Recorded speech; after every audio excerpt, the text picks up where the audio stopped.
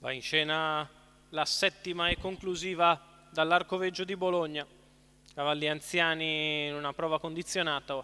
Ulisse Leu, Vellavezza, Steccadimar, Admiral Man, Urian Horse.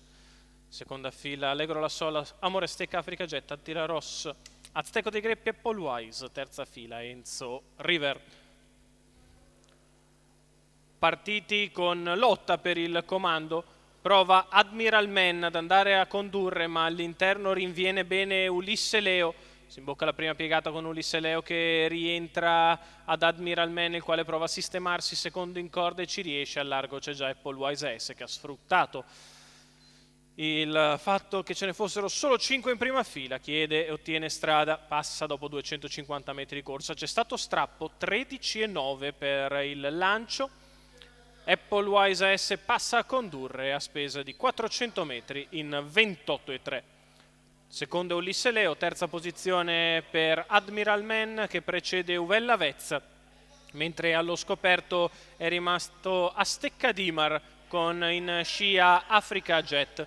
600 metri in 44,3, rallenta il ritmo all'avanguardia Roberto Vecchione in salchi ad Apple Wise S e dopo 700 metri di corsa continua a rallentare, tanto che a Steccadimar gli si porta al salchi 1 minuto e 3 decimi, 32 addirittura per il secondo quarto di gara di Apple Wise AS, che Roberto Vecchione si carica più possibile in mano. Rimane secondo Ulisse Leo, di fuori a Steccadimar, chilometro in 1,16.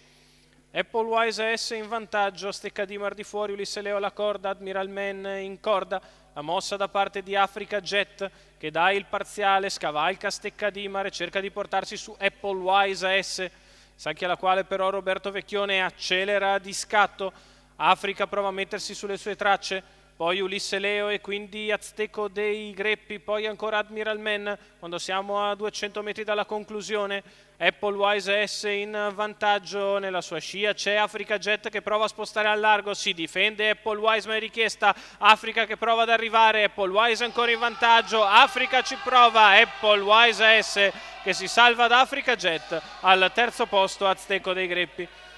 1.14,3 il ragguaglio cronometrico per il successo di Apple Wise S. Roberto Vecchione per il Team Elert, i colori della scuderia Altea, vince la 7 anni da Royalty for Life, nettamente declassata, poi in apnea nel finale, ma vince ancora nei confronti di Africa Jet che corre bene al secondo. Al terzo Azteco dei Greppi, trio, anzi tris, perché è nazionale annunciata in numeri 12, 9, 11.